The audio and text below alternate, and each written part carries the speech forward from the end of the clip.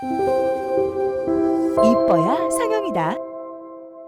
안녕하세요. 타미 성형외과 전문의 최성훈 원장입니다. 지난 편에는 이마 거상술의 효과, 내시경이 왜 필요한가, 이마 거상을 추천받으신 분들에 대해서 알아보는 시간을 가졌었는데요. 오늘은 수술 방법, 수술 후 관리법, 부작용 등에 대해서 알아보는 시간을 갖도록 하겠습니다.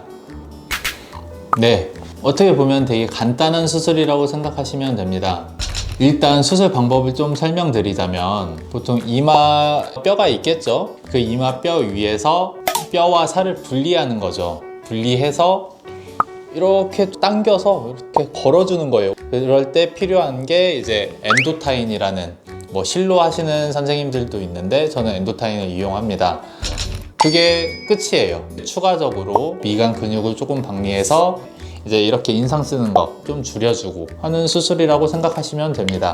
대부분 이 수술을 이렇게 설명을 하고 나면 수술 방법은 간단한데 뼈에서 살을 분리한다고 하니까 다들 일단 겁부터 먹어요. 자, 이렇게 이 책상 바닥이 뼈라고 생각하면 그 위에 이렇게 뼈막이 붙어 있는데 그 사이로 그냥 들어가면 되는 거예요.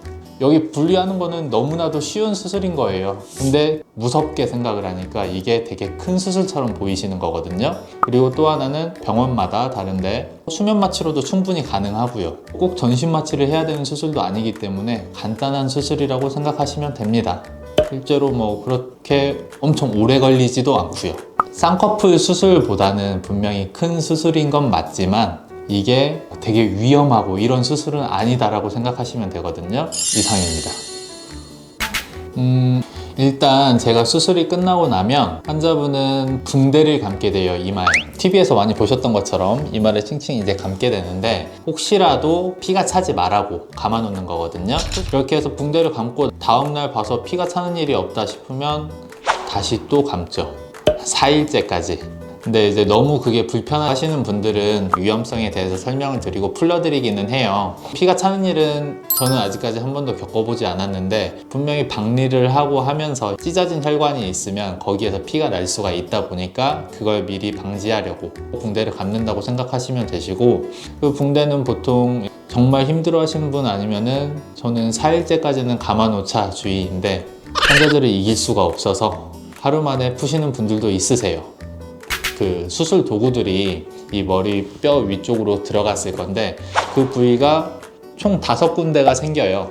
두피에 대략 한 1.5cm에서 2cm 정도 부분이 있는데 그걸 이제 수술용 스테플러로 이렇게 박아 놓게 돼요. 꼬매는 게 더 좋다고 하시는 분들도 있고, 그리고 스테플러로 박아 놓으면 왠지 성의 없어 보이고 를 생각하시는 분들도 있는데 실제로 스테플러를 했을 때 조금 더 탈모나 이런 게 발생할 확률이 적다고 해서 그걸 사용한다고 알고 계시면 되겠습니다. 그 스테플러를 10일째 보통 풀거든요. 그거 외에는 수술 후 특별한 관리는 없습니다. 저는 겪어보지 않아서 잘 모르겠지만 일단은 생길 수 있는 건 피가 차다 보면 사람 피는 몸 안에서 나서 바로 흡수될 정도가 아니면 굳게 되거든요. 피가 굳으면서 그냥 단순 붓기와는 다르게 뭔가 이마뼈나 어딘가에 불룩한 게 생길 거예요. 통증도 더 심할 거고. 그러면 이제 그 피를 좀 빼내주는 게 회복이 빨라집니다. 그러니까 수술방에 다시 들어가서 좀 세척을 해서 고여있는 피를 빼내고 피가 나는 원인을 확인해보고 내시경으로 지혈을 하고 그렇게 하면 되는 거고요. 보통 4일째까지 붕대를 감아 놓으면 출혈이 있는 일은 없다고 보셔도 될 것 같은데, 혹시라도 붕대를 풀었는데 갑자기 어딘가가 볼록 튀어나와 보이고 그 부분에 통증이 있다, 그러면 빨리 병원에 와보시는 게 좋을 것 같습니다. 또 다른 부작용으로는 이 신경 자체가 매우 약한 구조물이기 때문에 살짝 부딪히거나 조금만 늘어나도 제 기능을 잃어요. 잠깐 기억을 잃듯이 살짝 잃었다가 다시 회복이 되는데 그 회복되는 과정에서 바늘에 콕콕 찌르는 것 같다, 아니면 찌릿찌릿하다, 간지럽다, 아니면 벌레가 기어다니는 것 같다, 이런 식의 부작용이 생길 수가, 부작용은 아니죠. 그냥 일반적인 회복 과정에서 나타날 수 있는 건데 그런 것들이 좀 있으실 수가 있고요.